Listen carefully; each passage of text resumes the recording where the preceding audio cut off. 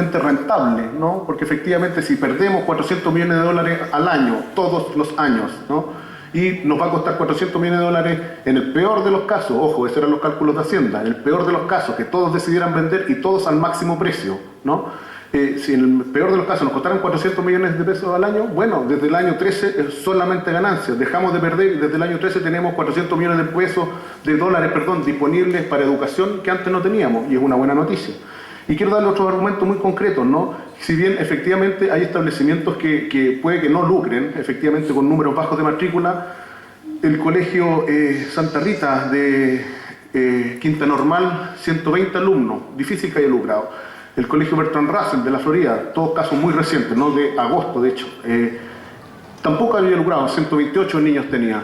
Sin embargo, no eran dueños de sus inmuebles, ¿no? ¿Y qué pasó? Conflicto entre el sostenedor y el dueño del inmueble, no llegan a acuerdo y hace que se generen unos casos realmente dramáticos, ¿no? Niños que salió la noticia el día viernes, ¿no? Un desalojo porque la dueña del inmueble, que más encima es la ex señora del sostenedor, que ya es un caso que toma otros ribetes, ¿no? Pero me voy a ceñir estrictamente a lo educacional, aunque me siento tentado a comentar lo otro. Pero, y por lo tanto, tenemos un sistema que confía en demasía efectivamente en que actores particulares, algunos de ellos con fines de lucro, pueden llegar a un acuerdo que es beneficioso para la educación. Y tenemos ejemplos concretos, estos dos casos dramáticos, muy recientes, que nos muestran que tenemos que elevar los requisitos que tiene un sostenedor en relación a su inmueble, básicamente para darle estabilidad y darle certeza a las familias que no van a ocurrir este tipo de situaciones.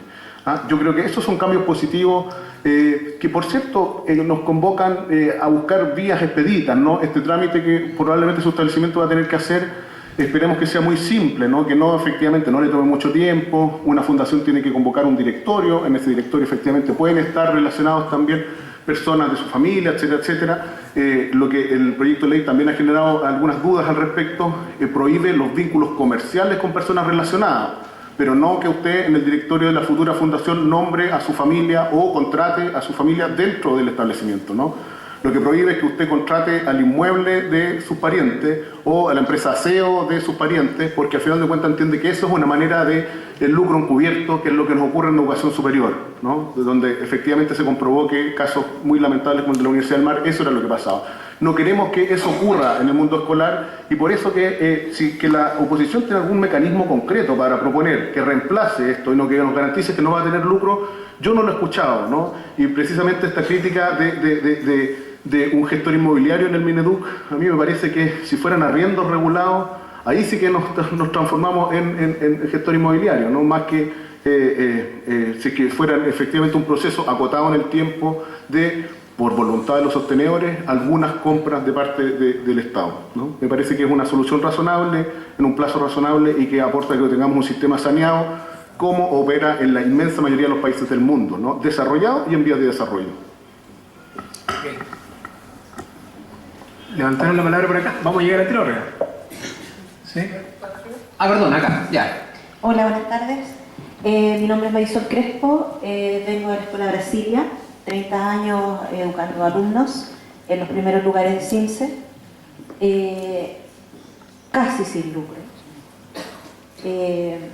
Mi pregunta es para el Ceremi, porque tengo muy clara la posición del señor Alamán y muy de acuerdo también.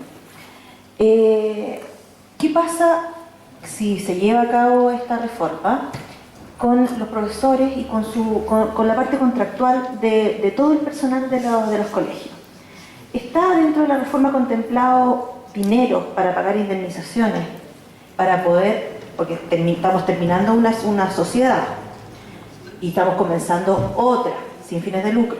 Por lo tanto, ¿está contemplado dentro del proyecto el pago de las indemnizaciones de los profesores y del personal? ¿Qué va a pasar con eso? Porque hasta ahora se lo ha consultado a otros personeros de gobierno y no tienen idea. Me parece que es ingeniería de detalle. Bueno, esa es mi preocupación principalmente, señor Sereno. Perdón, voy a ser muy breve, ahora sí que sí, compromiso. Probablemente la respuesta oficial es que efectivamente son ingeniería de detalle que queda en materia de un reglamento, ¿no? Yo le puedo contestar como Ceremi, donde yo, y también de las reformas de políticas públicas que uno ha visto, lo que normalmente se hace en este tipo de casos, y es algo que ya se ha conversado, al menos para el caso también de la nueva institucionalidad para la educación pública.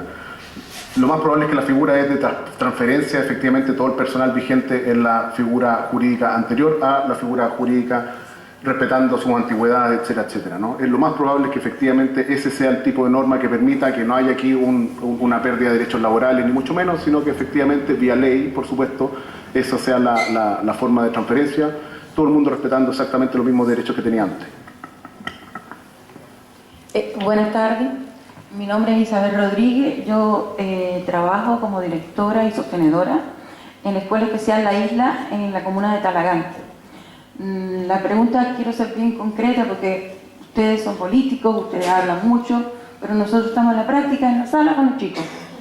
Quisiera saber si alguna de esas ventanas de ese edificio se llama enseñanza especial. Estamos hablando de los chicos que tienen necesidades permanentes. Porque si no estuviera, eso sería discriminación. Y la otra pregunta es que, bueno, en los inmuebles que están hipotecados o que están arrendados, que no clasificamos para la compra, ¿qué pasa con nosotros? Si nos van a dar un plazo o si tenemos que salir con los chicos a la calle, que nos den una respuesta, ojalá lo más concreta posible, porque detrás de nosotros hay profesores y hay muchos apoderados que están esperando porque uno que los representa les dé una respuesta.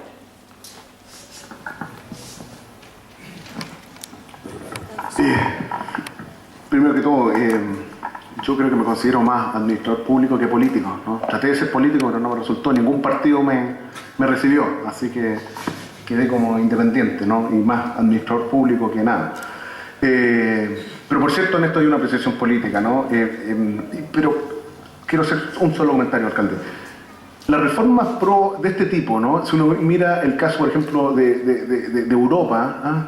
Estas reformas son generadas muchas veces por gobiernos, en algunos casos socialdemócratas, y profundizadas por gobiernos conservadores, ¿no? Esta reforma de este tipo de políticas, de ideas de educación como derecho social, no es un atributo privativo de la centroizquierda, ¿no? Y por lo tanto yo creo que efectivamente, si bien aquí hay argumentos de política grande, política con mayúscula, yo diría que es política educativa, y en eso me parece deberíamos ir todos en el mismo carro, ¿no? La educación pública no es un espacio para crear ideas de cierto tipo, es un espacio de encuentro de todas las ideas, ¿no? Y quizás eso es lo que nosotros como país hemos ido perdiendo paulatinamente. En relación a la enseñanza especial, se aplican las mismas normas de la arquitectura, ¿no? La única salvedad que se está estudiando efectivamente es para las escuelas de lenguaje, donde algún tipo de pruebas fonoaudiológicas puede tener sentido hacer algún tipo de salvedades, porque se entiende que no es para un tema de selección discriminatoria, ni mucho menos, sino que efectivamente para ofrecer una oferta educativa ad hoc con una necesidad concreta y que existe, ¿no? Y en relación a los inmuebles hipotecado, efectivamente es 12 años de plazo, al igual que para ser dueño de los inmuebles, que esos inmuebles no tengan ningún tipo de gravamen, ¿no? Para que no exista, no pase lo que efectivamente ocurrió lamentablemente en estos casos que le acaba de citar, un embargo, una ejecución judicial, etcétera, etcétera. Sí, voy a aprovechar a hacer dos comentarios. Primero, decirle que usted tiene razón. Y en esto, así como yo soy crítico, no de que tengamos una reforma educacional, yo quiero que tengamos una buena reforma. La verdad que todo lo que tiene que ver con integración, todo lo que tiene que ver con verdaderamente un sistema escolar que acoja a los niños que tienen capacidades diferentes, es una deuda pendiente de nuestra sociedad. Y así como creo que hay cosas en este proyecto que están definitivamente mal, creo que no se le puede poner a este proyecto pasarle, por así decirlo, esa cuenta. Este es un tema en que estamos atrasados como sociedad. Las escuelas de lenguaje, con las complejidades y con las ventajas que tienen, llegan hasta un punto. Y después, ¿qué pasa con esos niños? ¿Dónde fluyen? ¿Y qué pasa con los sistemas de integración? Los APIs son chiquititos, no es una ayuda realmente potente. Y yo lo que conozco de esfuerzos de integración para niños con capacidades diferentes se debe en gran medida a colegios de iglesia. También hay unos particulares subvencionados, pero son, como quien dice, no tenemos una política pública que realmente favorezca esa integración. Y por lo tanto, usted tiene razón. Estamos pendientes y claro, uno dice por dónde tendríamos que haber partido. Así como yo digo, deberíamos haber partido por mejorar la educación pública, deberíamos haber partido por los profesores. Usted tiene toda la razón. Quizás deberíamos haber partido por un programa, por políticas públicas globales de integración de nuestros niños con capacidades diferentes, y en eso estamos en mora. Así que usted tiene toda la razón, esa es la verdad, pero no creo que sea culpa de este proyecto. Necesitamos un proyecto adicional y yo creo que ahí va a haber un gran punto de convergencia entre el gobierno y la oposición. Quiero aprovechar en todo caso para el tema famoso del lucro, ¿no? Y tratar de esbozarle una respuesta a Felipe que ojalá la considere el gobierno. Primero hay que ponerse de acuerdo. ¿Lucran los colegios o no lucran? Porque si el propio razonamiento es que no lucran, entonces no tenemos el problema. Por eso, ok. Entonces, pero vamos avanzando porque ya hemos concluido de que la gran mayoría no lucra y algunos lucran. Entonces, sentido común puro. Los que aparecen como que lucran, pero que no lucran, dejémoslos tranquilos, digo yo, si no lucran. Si el profesor Ceremi está diciendo que no lucran. Ahora, ¿qué hacemos con los que en teoría lucran? Yo les voy a contestar no con mis palabras. Esta pregunta se le hicieron el viernes pasado en una reunión de la CONFEPA al presidente de la Democracia Cristiana, don Ignacio Boca. Y él dijo exactamente lo siguiente. Él dijo, mire, para mí hay que distinguir. Una cosa es el lucro, retribución legítima, y otra es el lucro, abuso, no es así como hemos expresado, un poco como señalaba Felipe, ese sostenedor que tiene los baños, pero de la peor manera, que no le paga a sus profesores, que no cumple con sus obligaciones previsionales y que pueda estar en esa circunstancia de abuso. Y él dijo sexualmente lo siguiente, él dijo, mire, yo considero que siempre un sostenedor debiera poder recuperar su inversión, le hace de recuperar el valor del inmueble, y después textualmente dijo lo siguiente, y debiera tener una retribución legítima por el hecho de impulsar el proyecto educativo. Yo le dije, Ignacio, me parece un gran aporte lo que tú acabas de decir, convence primero al ministro Izaguirre y al gobierno. Porque ahí hay una diferencia conceptual y les quiero decir más. Yo hace muchos años que estoy en esto, no quiero... cito al senador Walker porque esto que digo yo fue público, estaba en la radio, todo el mundo lo escuchó.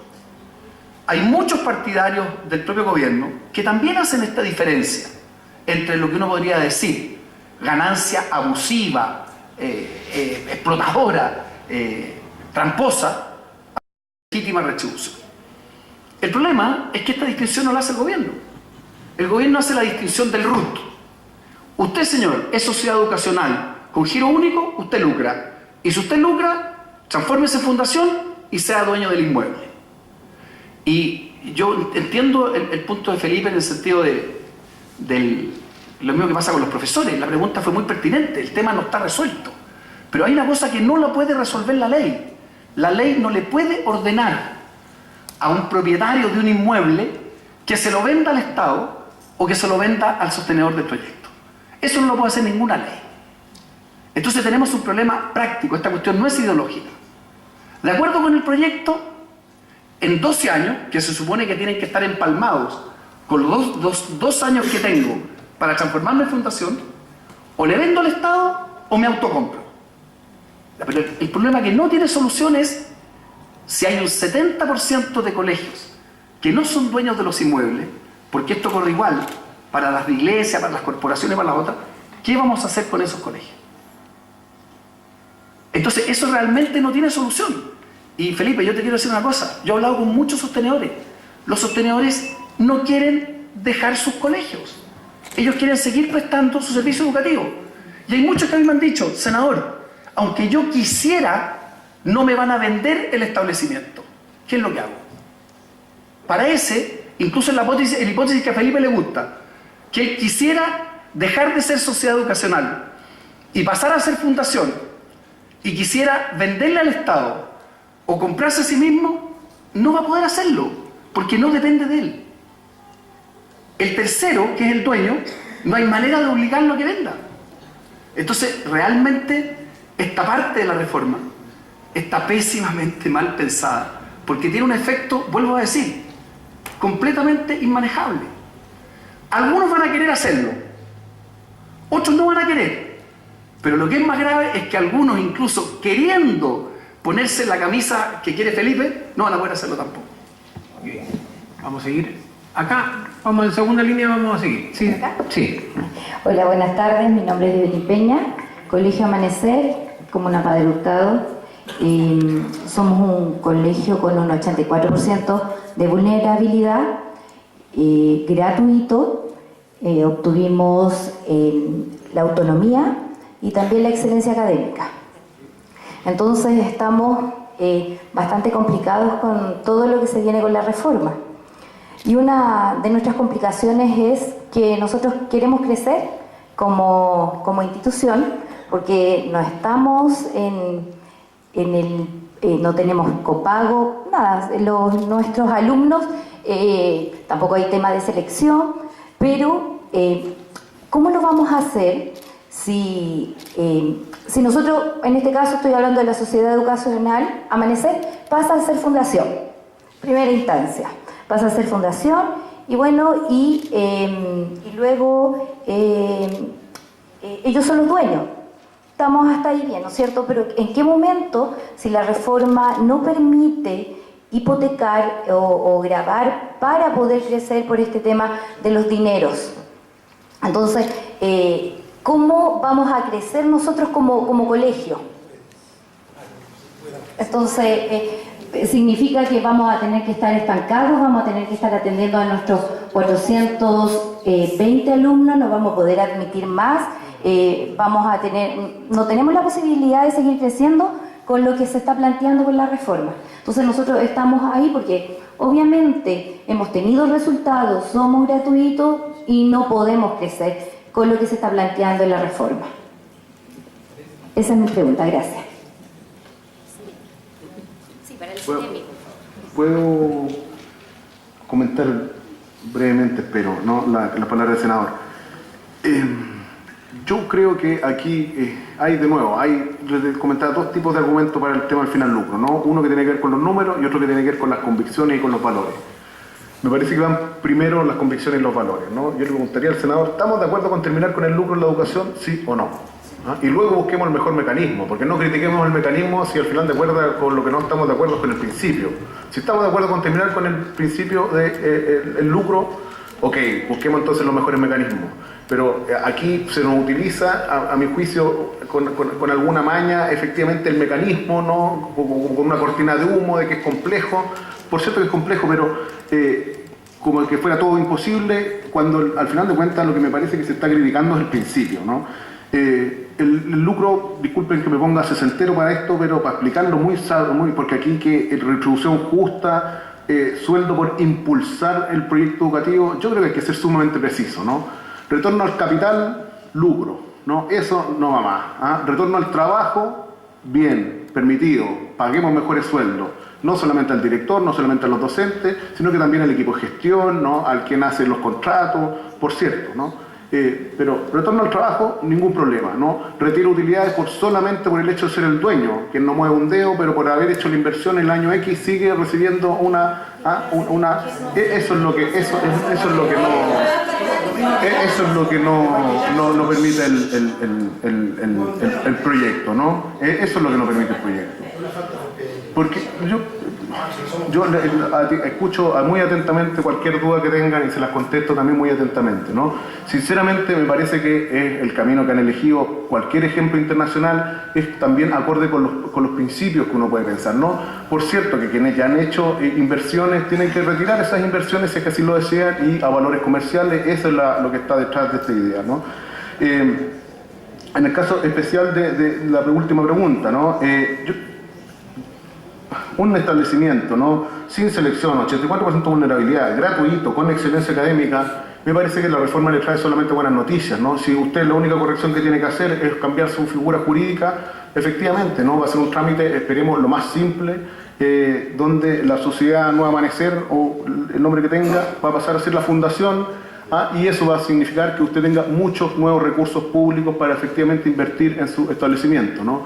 No podemos seguir descansando en las leyes del mercado, en hipotecar, ojo en la palabra, ¿no? Esto no es fondos seguros, ¿no? Usted lo que hace es arriesgar sus inmuebles fruto de una inversión que tiene riesgo, ¿no? Lo que esperamos es que efectivamente con los excedentes usted los reinvierta en ampliar efectivamente su proyecto educacional. Si es exitoso, estamos seguros que así va a ser, ¿no? Usted va a tener mucho más recursos que lo que tiene ahora, van a ser públicos, y con los excedentes de esos recursos usted va a poder seguir ampliando su oferta y seguir ampliando las oportunidades de educación de calidad que le está dando a los niños de esta zona. Primero vamos al tema que ha estado arriba de la mesa. Felipe me dice, mira, ¿usted, senador, está a favor o no está a favor del lucro? Y yo contesto exactamente igual, al revés. Yo lo que entendí de la expresión de Felipe es que él consideraba que la retribución legítima al trabajo estaba dentro. Escúchame una cosa, es que eso es muy importante, porque si eso es así, nuevamente ya nos empezamos a acercar, como nos empezamos a acercar en el financiamiento compartido desde el día 1, y ahora resulta que estamos totalmente de acuerdo. Yo quiero decir esto sin ninguna arrogancia. Esto yo se lo planteé al ministro de Seguirre el día 1. Le dije, no vas a tener problema con el financiamiento compartido si vamos peso por peso. Lo que está diciendo Felipe es lo siguiente. Si nosotros dos, Felipe, somos sostenedores e impulsamos un proyecto, y tú eres el director del colegio, y yo soy el administrador del colegio, y me pongo ese título, lo que tú estás diciendo es que nosotros vamos a poder tener una remuneración, una retribución, tú por las tareas de dirección, yo por las tareas de administración y desarrollo del proyecto. Si eso es así, estamos bastante cerca, porque alguien podría decir, mire, ¿qué diferencia hay en que el señor Melo se coloque como administrador y obtenga una retribución, ¿no así?, a que simplemente obtenga esa retribución sin tener el título de administración? Porque ¿quién va a determinar si administró o no administró? Entonces, lo que yo estoy diciendo es que yo siento ya una aproximación en la línea correcta. Porque si estamos de acuerdo que puede haber una retribución, Felipe dice únicamente por el trabajo, nos vamos a empezar a acercar. Porque una cosa va a ser el trabajo directivo y otra cosa va a ser, por ejemplo, el trabajo de proyección o de expansión de un colegio. Por ejemplo, en un colegio, pensar, por ejemplo, en abrir nuevos colegios, nuevas cosas curriculares, no son propiamente de dirección. Entonces, el tema se va a producir exactamente igual. Entonces, lo que estoy diciendo es, si empezamos a decir que la retribución legítima, la retribución, vuelvo a insistir, legítima es aceptable, entonces ya este concepto de lucro RUT se empieza a terminar. Pero es una discusión que seguiré. Pero yo quiero ir a la pregunta suya porque la verdad es que usted aportó una cosa muy correcta, pero yo le tengo, porque Felipe les da pura buena noticia, lamentablemente, de cosas que el proyecto no dice. Yo le tengo que dar las noticias reales. ¿Sabe usted? Usted no va a poder expandir su colegio. Yo le voy a explicar por qué no va a poder expandir su colegio. Por dos razones. Primero, usted tiene toda la razón en lo que dijo. La lógica es la siguiente, para que no tengamos problemas. Yo soy un colegio de iglesia, no lucro, no me estoy llevando plata para ninguna parte, lo que sea. ¿Qué es lo que es un colegio de iglesia que se quiere expandir? Lo que usted dijo. Si es dueña del inmueble, de repente va donde el banco y le dice, hagamos un préstamo con cargo a este inmueble porque yo voy a instalar un segundo colegio en la comuna del lado. Eso no se va a poder hacer, porque usted no va a poder hipotecar su colegio. Entonces, lo que usted dijo es totalmente correcto, en la lógica de una institución de beneficencia, de una congregación religiosa. ¿Cómo crece una congregación religiosa? Como usted dijo, tiene un colegio, lo compra, no tiene ninguna deuda, quiere instalar un colegio en la comuna del lado, va al banco y le dice, mire, tengo este inmueble, présteme esta plata porque voy a construir este otro colegio. No lo va a poder hacer. Pero sabe que tiene otro problema. No lo va a poder hacer de ninguna manera. Porque la ley dice lo siguiente. En todas las comunas donde exista exceso de matrícula proveniente de un colegio municipal o un particular subvencionado, no se podrán instalar colegios nuevos. No hay ninguna comuna en Chile que no tenga exceso de matrícula. Ninguna. Porque o tienen un colegio municipal que tiene 100 cupos y tiene 90 alumnos, o tienen un colegio particular subvencionado que está en la misma situación. Entonces, esas letras chicas del proyecto, de acuerdo con esa norma que está en el proyecto y que no se menciona ni siquiera en el mensaje, escúchenme bien, no se va a poder fundar ni un colegio particular subvencionado nuevo en Chile. No hay ninguna comuna, ninguna, que en este minuto tenga déficit de matrícula.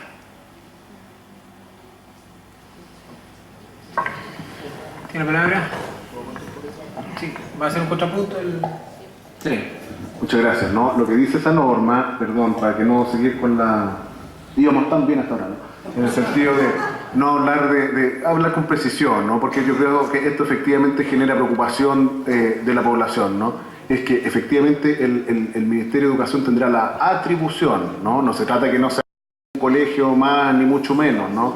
Nosotros estamos trabajando con varios proyectos, de hecho nuevos, que le decimos, pero sin ningún problema. Son zonas que efectivamente requieren colegios y esto tenemos reuniones en el día a día, ¿no?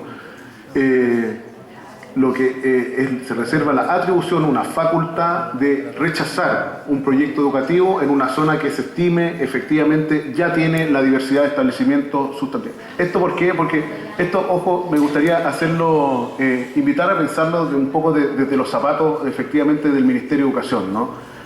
Lo que no podemos llegar en el sistema actual en una lógica donde en una misma cuadra con 100 niños tenemos 50 colegios, ¿no? Y donde efectivamente es el fracaso de un proyecto educacional lo que significa el florecimiento de otro. ¿Ah?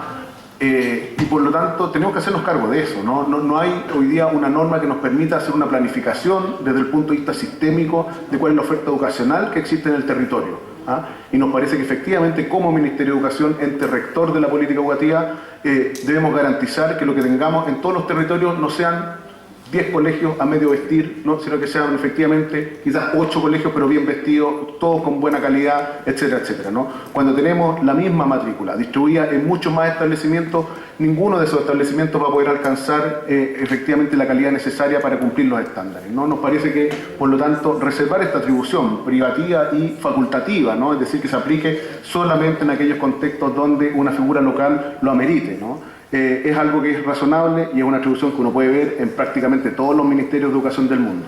Perdón, un punto, Felipe. Esa norma... Mira, esto es súper importante porque este tema muy pocas veces sale en la discusión, porque como siempre se discute las generalidades. Primero, esa norma es completamente inconstitucional. Completamente inconstitucional. Y como Felipe lo dice, y yo le asumo absolutamente su buena intención, pero él lo dijo con todas sus letras. Se le establece una facultad completamente discrecional al gobierno de turno. Porque ¿qué puede pasar, Felipe? Si hay un colegio municipal que tiene malos rendimientos y al lado hay un colegio particular subvencionado que tiene malos rendimientos, ¿por qué podría el Estado impedirle, no le cuesta un peso, que un colegio de iglesia con un buen proyecto educativo se instale en la misma comuna? Yo entendería que si Felipe, el argumento hubiera sido, mire, si yo tengo un colegio público, yo no voy a poner recursos públicos en crear un colegio al lado. Pero ¿qué razón hay para que se le impida a un colegio de una corporación? No estamos hablando de que lucren, estamos eliminándolo. ¿Qué razón hay para decirle a un colegio de una corporación sin fines de lucro o un colegio de iglesia, mire, ¿no sabe qué más? Presénteme su solicitud y yo voy a estudiar su caso? Si no tiene nada que estudiar. La Constitución dice que hay libertad de enseñanza y la libertad de enseñanza consiste, dice textualmente, en abrir y organizar y mantener los colegios. Entonces, ¿por qué? ¿A título de qué? ¿De una supuestamente planificación pública? Entonces el Estado va a decir, no, mire, ¿sabe qué más? Usted no puede abrir ese colegio. Usted, congregación salesiana, usted no va a abrir ese colegio. No se puede. Buenas tardes. René Salinas, Liceo Luis Pasteur, director, y no tengo ninguna utilidad, digamos, como dueño o como propietario del colegio. Atiendo una matrícula aproximada de 2.000 alumnos desde el año 81. Ahora, yo no sé, la pregunta para el señor Seremi. Yo de partida no dudo de las buenas intenciones de la Presidenta de la República en mejorar la calidad de la educación. Y usted como señor secretario ministerial, ¿no es cierto?, que dice no militar en ningún partido político, pero es muy buen político. La Presidenta de la República en mejorar la calidad de la educación. Y usted como señor secretario ministerial, ¿no es cierto?, que dice no militar en ningún partido político, pero es muy buen político.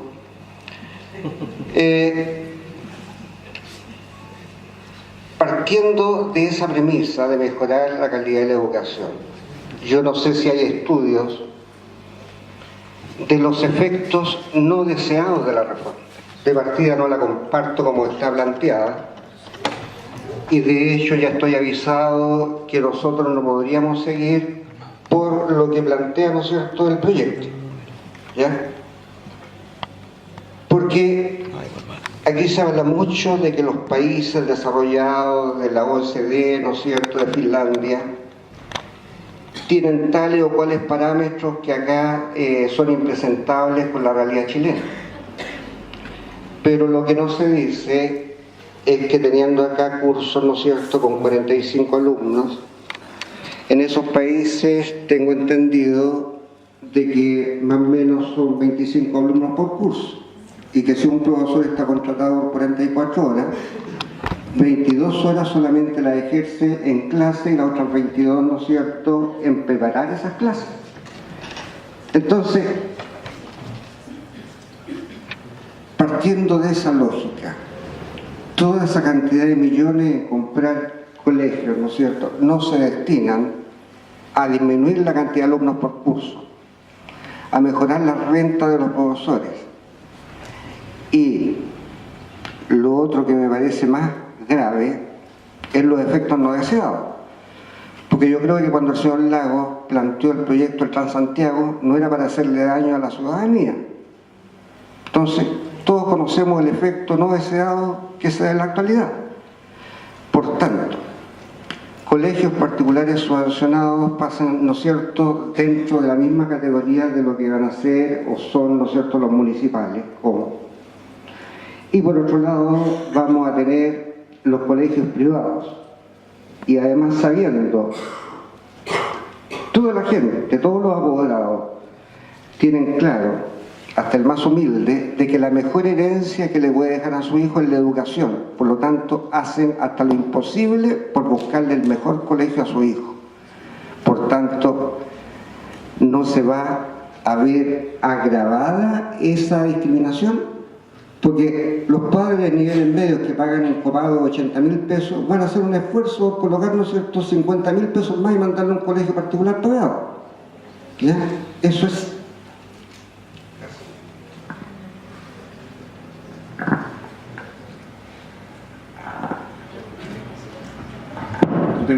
Muchas gracias por la pregunta, pero tengo una sola preocupación, que no sé a qué hora vamos a llegar a la fila de allá atrás, ¿no?, porque vamos recién en la segunda.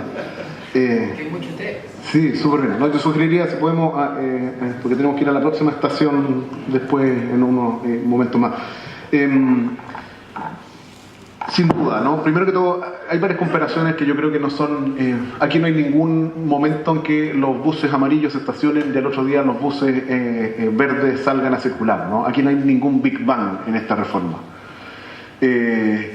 Y aquí tampoco hay una reforma diseñada entre cuatro paredes donde un grupo de expertos, por muy expertos que sean, efectivamente intenten implementar una reforma que está hecha sin la participación ciudadana, ¿no? Aquí hay una, yo diría, los que dicen que esta reforma partió mal, a mí me gusta citar un contexto temporal muchísimo más amplio, ¿no? Yo diría, tan pronto como las ideas de mercado, sin ninguna balance, se instalaron por la fuerza en nuestro país en la educación, es que hubo resistencia ciudadana, es que hubo gente que salió a decir, efectivamente estas ideas no queremos ser el laboratorio de efectivamente este tipo de política. Y lo que vemos muchos años después es que efectivamente lo que el mercado hace muy bien es segmentar y generar más, ¿no? Segmentar y generar más. Eso fue lo mismo que pasó en educación, ¿no? Lo que tenemos efectivamente una reforma que no parte en marzo de 2014, es una reforma que parte efectivamente una demanda ciudadana y hoy día efectivamente discutimos los mecanismos para llevar esta reforma a puerto. ¿Significa eso que no tenemos efectos no deseados? No, por cierto, efectivamente lo pueden haber. Uno, personalmente, que a mí más me preocupa, es el que surge de la conversación con muchos directores, con muchos docentes, donde me dicen, mi comunidad educativa ya está afectada. Si bien nosotros le decimos, si es que este proyecto de ley se aprueba mañana, ¿no? Recién vamos a tener cambio en 2016, lo cierto es que en los hechos ya tenemos comunidades educativas donde existen, yo diría, lazos afectados tanto para bien como para mal con esta discusión, ¿no? Y eso es algo que a nosotros nos preocupa de sobremanera y que nosotros hemos estado, yo esperaría que así sea considerado, muy diligente en atender casos particulares, ¿no? El Colegio Corazón de María fue muy citado en San Miguel, un colegio particular subvencionado que había anunciado que se pasa a particular pagado porque tenía preocupaciones por este sistema, ¿no? Conversamos con la Madre Montserrat, la directora, un establecimiento de iglesia, una congregación sin fines de lucro, y le mostramos que efectivamente habían solo buenas noticias. Lo que sí iba a tener es seguir el camino que ya habían emprendido como colegio religioso de mayor equidad, de mayor, yo diría, diversidad de su oferta. Habían partido como un colegio particular pagado, se habían pasado a particular subvencionado, y entendíamos que esta reforma le iba a entregar nuevas posibilidades de desarrollo a ese establecimiento, que siguiera su camino de la educación inclusiva y que no girara hacia una educación elitizada, ¿no? Y solamente para un sector muy restringido de la población, que aquel que puede pagar 84.000 pesos es sinceramente, sin duda, del gentil más rico, ¿no? Y ellos acogieron esta moción también porque la Vicaría del Arzobispado intercedió, porque al final de cuentas compartimos, yo creo, absolutamente los principios, ¿no? Yo creo que cuando efectivamente vamos visibilizando estos efectos no deseados, los vamos pudiendo abordar de manera seria, razonable, participativamente, y poder, yo diría, generando un ambiente de calma y tranquilidad, porque esta, de nuevo, no es ningún Big Bang, esto es un proceso paulatino. Si es que efectivamente también hay alguna medida que corregir durante los al menos 12 años de implementación de esta reforma, sin duda que vamos a tener que ir generando los aspectos los dispositivos que nos permitan ir corrigiendo aquellos aspectos que sean más deficitarios. Yo sin duda creo que esta estampida no se va a ocurrir, no va a ocurrir en ningún caso, ¿no? Si hay algo que se mantiene, hay una caída dramática en la educación pública, y hay que con estas ideas que yo diría que son las que efectivamente están en la cabeza de la mayoría de los líderes de la oposición, son las mismas ideas que han estado 35 años en la educación, ¿no? Permítanos poner las nuevas ideas al servicio efectivamente de esta demanda ciudadana de mejorar la educación. Y yo estoy seguro que efectivamente no va a haber ninguna estampida. Cuando uno conversa con la comunidad educativa, efectivamente ve que hay tranquilidad, y que, tal como ocurrió en el caso de la Escuela Corazón de María de San Miguel, se posterga al menos la decisión el próximo año, y hay un compromiso de generar participativamente un dispositivo que tome una decisión finalmente para el próximo año. Sí, yo quería decir algo. Bueno, habíamos estado en alguna reunión anterior en Maipú con el Ceremi, y sí es un Big Bang, Ceremi. Esa vez yo le dije, sí era un Big Bang. Los bancos nos han abandonado. Nos han abandonado. Los primeros que se fueron los bancos. Ustedes ya no son objeto de crédito. Ya, lo primero. Por lo tanto, nosotros en este momento estamos ahí colgando en una inestabilidad brutal. Ahora, ¿esto es ideológico? Sí que es ideológico. Claro, porque aquí han atacado, pero han atacado preciso al capital. Han atacado preciso el capital. Con transformarlo en una corporación, algún capital híbrido que no sirve absolutamente para nada. Con lo que decía la colega, ¿cómo vamos a crecer? ¿Cómo vamos a crecer? ¿Con qué vamos a crecer? Esa era la pregunta que yo le había hecho allá en Maipú. ¿Cómo vamos a crecer si no podemos hipotecar nuestros bienes para poder seguir construyendo un laboratorio, una sala, seguir creciendo? No lo vamos a poder hacer. Por lo tanto, esta es una sentencia de muerte para los particulares subvencionados. Esto es una sentencia de muerte. Nos van a dejar morir. Así ustedes van a quedar, así ustedes van a morir. Tarde o temprano van a morir.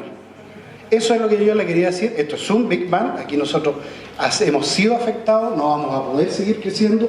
A lo mejor vamos a poder hacer un gimnasio techado con computadores por la SEP, probablemente. Pero invertir en activos no lo vamos a poder hacer. A lo mejor me decía alguno de los cerebros de ustedes, nos decía, no, es que ustedes pueden recibir beneficios, ¿cómo se llaman esto? Aportes, donaciones. ¿De qué estupidez estamos hablando, en definitiva? Ya caemos ya en la estupidez. Entonces eso, para nosotros es dramático. Lo que nosotros estamos viviendo ahora es dramático. Nos hemos retrotraído a los años 70, cuando al ministro de Educación entró con el proyecto de educación, el ministro de Educación entró con el proyecto. Una periodista le preguntó inmediatamente, señor ministro, ¿y si el colegio está en toma y se le va a nombrar interventor? Eso suena muy a los años 70, muy setentero. Entonces, este profesor de Harvard nos viene a ¿eso es lo moderno de ahora? ¿Eso es lo moderno del profesor de Harvard? Ah, estupendo. No encuentro nada moderno. La salida muy mala, muy mala. Ok, hacia arriba, por favor. Vamos a pedir, no, arriba está el caballero que está esperando hace rato. Vamos a hacer 2 preguntas más por... sí, ahí y una de los alumnos, y con eso terminamos por la hora que tienen los panelistas.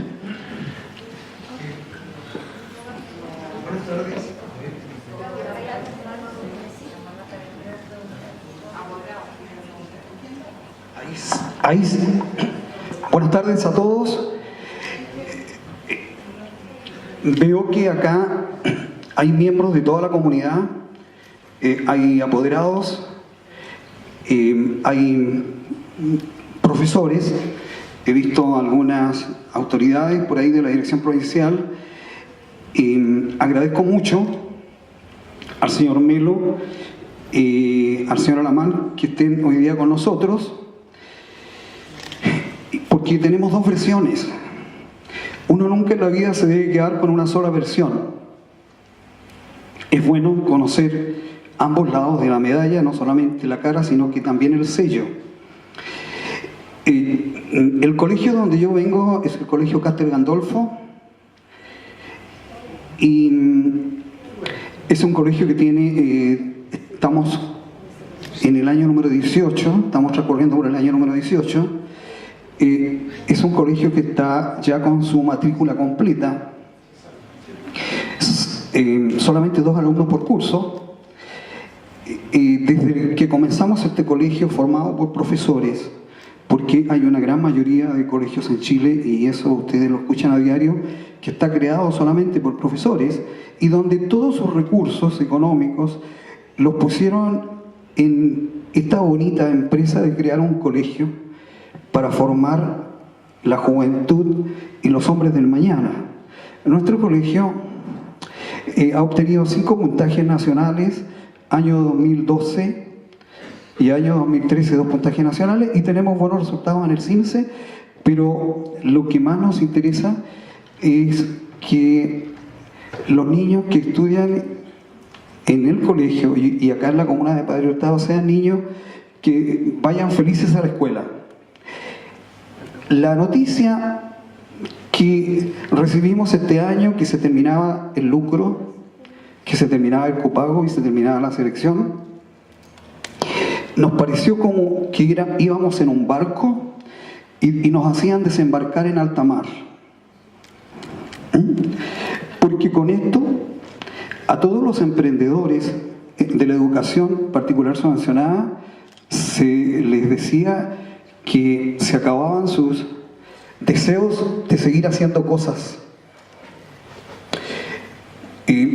Por lo tanto, yo entiendo a todos los colegas que tienen algún colegio y que no lucran, porque se ha demonizado la palabra lucro. En muchos hogares se piensa que lucro es tener ganancias y que los sostenedores se llenan los bolsillos y tienen sacos de dinero. Muchos colegios apenas se financian, muchos colegios tienen una pequeña utilidad, y yo creo que si se les permitiera a los colegios subvencionados que solamente tienen un solo colegio, los sostenedores que tienen un solo colegio, no aquellos que tienen 10, aquellos que tienen 10 a lo mejor ganan mucho, tienen ganancias excesivas, pero esos pequeños colegios que tienen 500 y nunca pasan más allá de los 1000 alumnos, esos colegios debieran ser apoyados. Hay una cosa muy simple que se debiera entender en esta reforma educacional, es que mantengamos lo bueno y arreglemos lo malo. Estamos muy, pero muy claros en que debiéramos haber partido por la educación pública y haber inyectado muchos recursos a la educación pública, haber partido por la carrera docente, haber formado buenos maestros, haber buscado a aquellos jóvenes que les gusta educar, que en muchas escuelas no a alumnos que tienen 450 puntos y que la última opción es ser profesor, no, profesores con vocación, aquellos que se deleitan enseñando, y sueldos, como lo he escuchado decir aquí, que ninguna hora de clase cueste menos de 16 o 17 mil pesos, y dignificar la carrera docente, y cursos con 32 alumnos. Ahora, los directores ponen la cantidad de alumnos por curso. Aquí el ministerio no manda a poner cantidades de alumnos por curso, y cursos pequeños, pero debiera entender el Ministerio de Educación, los que están a cargo de crear estas políticas educacionales, que no podemos cortarle las alas a los que quieren volar.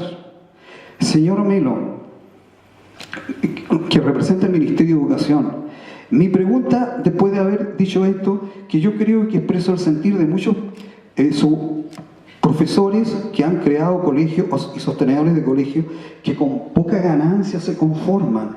Pero si usted le dice, oiga, invierta 500 millones, 700 millones de pesos, 1.000 millones de pesos y no gana nada, ¿a quién le gustaría eso? ¿A quién le gustaría que le dijeran, usted no va a ganar nada, se va a ir por los aplausos solamente?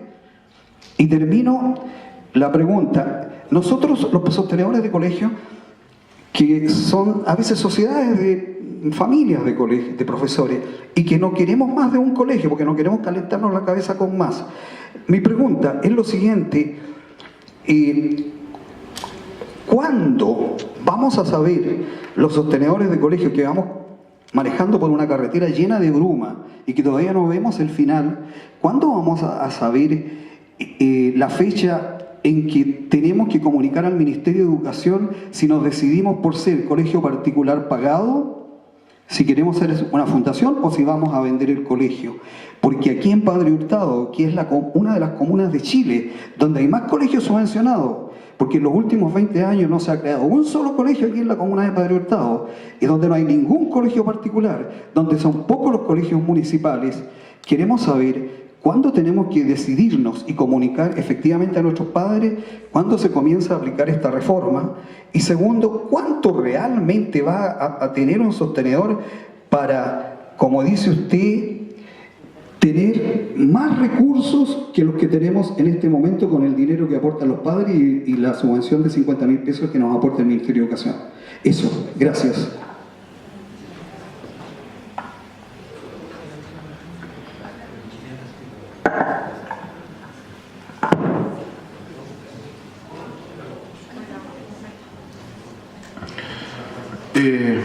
Una vez más, gracias por la pregunta, ¿no? Yo invito a nuestro amigo no, creo que no nos dijo su nombre, ninguno de los dos, ¿no? del Big Bang. Yo creo que tenemos que recuperar el tono, ¿no? El tono de conversar de educación en un ambiente fraternal, ¿no? Nosotros, yo creo que como gobierno hemos mostrado, reconocido también errores, por cierto, ¿no? Yo creo que vamos a mantener absolutamente un tono dialogante, absolutamente abierto. Si usted o cualquiera de ustedes, ¿no? Aprovecho de contestar en parte la segunda pregunta, no tomen ninguna decisión antes de conversar con nosotros, ¿no? No hay ningún plazo apremiante. No es cierto que solo hasta este 30 de agosto, como un diario vespertino, creo, ¿no? Tituló hace poco, que hoy este 30 de agosto nunca más se pueden pasar a particulares pagados. Eso es absolutamente falso, ¿no? Ustedes todos los 30 de agosto pueden cambiar las modalidades de financiamiento. El de este año, el del año pasado, el próximo 30 de agosto va a ser exactamente igual. Ni los proyectos actualmente en trámite, ni los proyectos que vienen de esta reforma educacional modifican la libertad de un sostenedor a cambiarse de sistema de financiamiento, ¿no?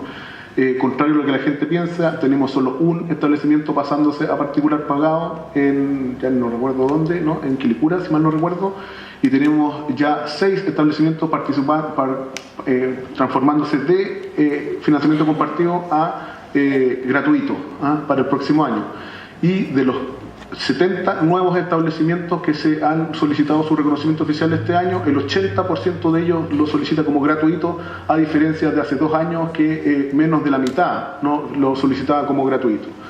Esto es porque la mayoría, entendemos, está leyendo adecuadamente las posibilidades de esta reforma, ¿no? Nosotros hacemos una invitación a la educación inclusiva, donde efectivamente la capacidad del bolsillo ya no sea más la que mande, ¿no? Ese es al final de cuentas el mensaje clave de esta reforma. En función de su nivel de copago, amigo de la segunda pregunta, va a ser en el primer año, ¿no? Ya el segundo año de implementación de la reforma, si se aprueba este proyecto este año, va a ser el año 2017.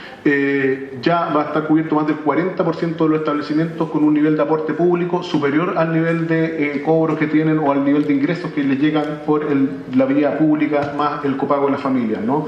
Y esperemos en un plazo acotado que la inmensa mayoría de los establecimientos van a ser cubiertos durante los 2 primeros años, ¿no?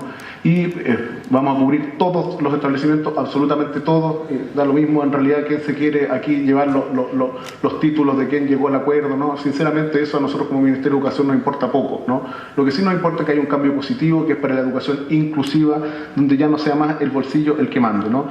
Por decirlo de otra manera, ¿no? Usted dice invierta 700 millones y llévese una ganancia. Nuestra invitación es que cambiemos esa manera de pensar, ¿no? Esta reforma es un Big Bang, quizás si es que uno piensa que el universo está en la mesa de dinero de un banco, ¿no? Pero si pensamos que efectivamente la educación se vive en el aula, ¿no? Y que la aula es parte de un sistema educacional que ya no tiene que estar más pensado en función del bolsillo de la familia, esto no es un Big Bang en absoluto, esto es un proceso progresivo y paulatino que aporta a la calidad y a la equidad en la educación. Muchas gracias. Ok, vamos a ir con la última pregunta. No, ahí sí.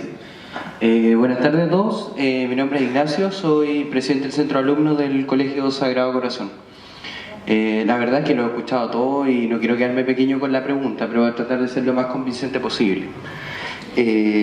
Bueno, parte fundamental y uno de los ejes de la reforma, según lo que he escuchado aquí en varias partes, es la calidad de la educación.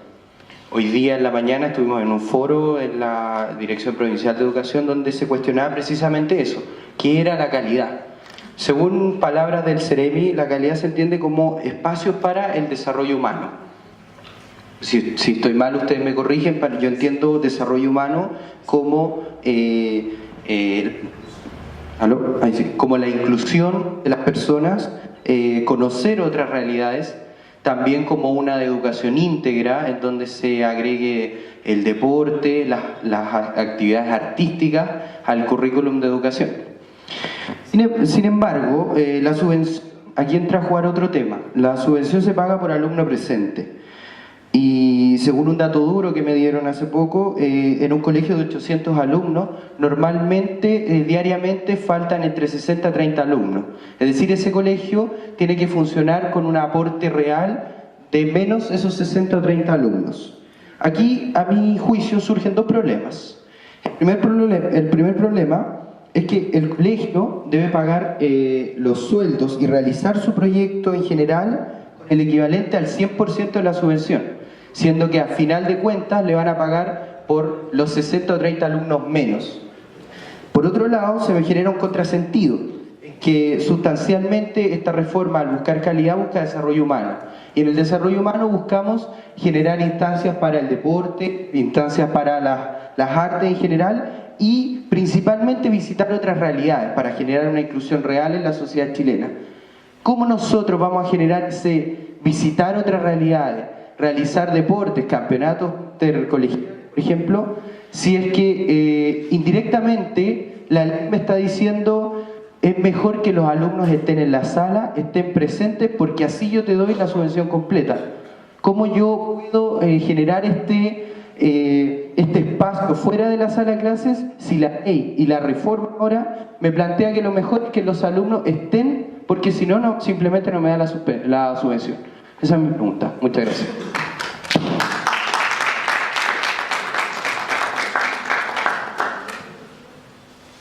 Es abierta. Sí, perdón, pensé que la última pregunta era la última, pero Ignacio nos invita, yo diría, a una reflexión profunda que yo diría tiene, bueno, voy a ser muy sucinto, ¿no? Pero dos aristas, ¿no? Una más profunda y una más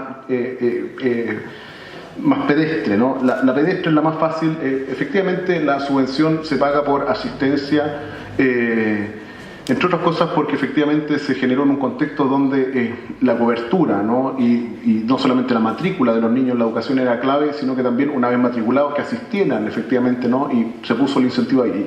Yo creo que el gran pecado de ese mecanismo es que efectivamente simplifica de sobremanera un tema que es complejo, ¿no? ¿Hace sentido que un establecimiento que fomente y que tenga mayor asistencia que otro reciba más recursos? A mi juicio hace sentido. ¿Hace sentido también que un establecimiento que tiene mayor matrícula que otro reciba más recursos? También hace sentido. Y hace sentido que los establecimientos tengan un aporte basal en función a que hay un proyecto educativo valioso, que efectivamente desde un sistema de planificación del Ministerio de Educación tiene sentido que exista. también hace sentido, ¿no? Y si uno mira, la mayoría de los sistemas educacionales funcionan con sistemas de financiamiento mixto que consideran al menos estas tres variables, ¿no? Yo creo que al igual que pensamos simplemente calidad de los estudiantes para la educación superior en la PSU, calidad en la educación escolar el CIMSE, más o menos lo mismo nos pasa con que el sistema de financiamiento es solamente la subvención por asistencia, ¿no? Eso yo creo que ya existe el compromiso del Ministerio de revisarlo y que lleguemos eventualmente, en esto no quiero hacer compromisos porque son temas que se están discutiendo precisamente en las instancias participativas de esta reforma, a un sistema de financiamiento que sea más bien mixto, ¿no? Que incorpore otras variables que no sean solamente la asistencia. Pero ojo que eso no significa que en lo más contingente, ¿no? Una actividad deportiva de un establecimiento dentro de su plan y programas efectivamente está absolutamente dentro de la asistencia, ¿no? Un retiro o una actividad fuera de la escuela precisamente puede estar absolutamente dentro de la asistencia, ¿no? Y por lo tanto no necesariamente entra en contradicción con la idea más integral de calidad, ¿no? Nos faltan, yo diría, centros de estudiantes como ustedes que participen activamente en todos los espacios. Creo que ya los vimos, ¿no? el sábado pasado, y bienvenidos que sigan con nosotros discutiendo y participando con sus propuestas. Nuestra invitación es que nos pongan la vara alta, ¿no? Entonces agradezco muchísimo que sigan participando en estas instancias.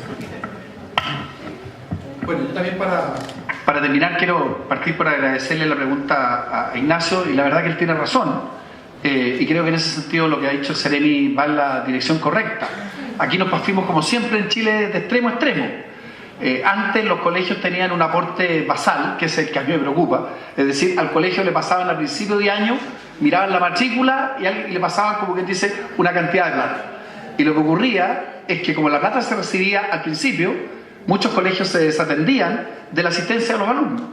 Pero ahora nos fuimos exactamente al opuesto, y en zonas, yo fui senador por ejemplo en la región de Los Ríos, la verdad que en Valdivia llueve mucho, y aunque los directores de colegio se hagan pero lo indecible, no tienen ninguna posibilidad de llevar a los niños durante un invierno que es particularmente frío y duro a clase. Entonces hay que hacer un ajuste donde existan esos recursos, donde pueda haber una cuantificación del tema de la asistencia, pero sin duda que ese tema hay que cambiarlo en la línea de lo que Ignacio señala. Y finalmente, para agradecerles a ustedes, la verdad que hemos tenido una buena conversación, y yo quisiera decirles a todos que no se vayan descorazonados, por dos razones.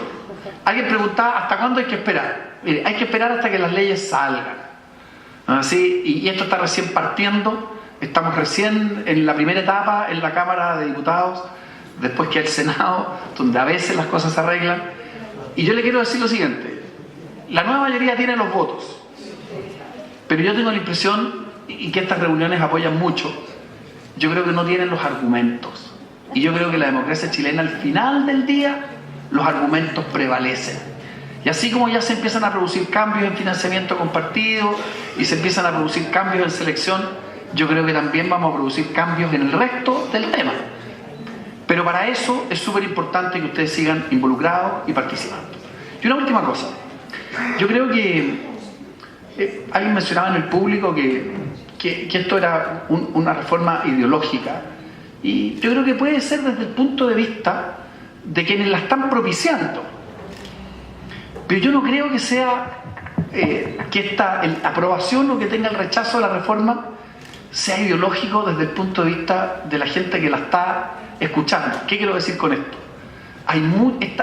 Este tema de apoyo o rechazo a la reforma no tiene que ver con los partidarios de la presidenta, con los partidarios del gobierno, con los partidarios de la oposición. De hecho, hay mucha gente, yo tengo aquí una lista: José Joaquín Brunner, la Mariana Elwin, el propio Andrés Velasco, Ricardo Morales. Les podría dar una lista de personas que yo diría que piensan más bien a este lado de la mesa que al otro lado de la mesa.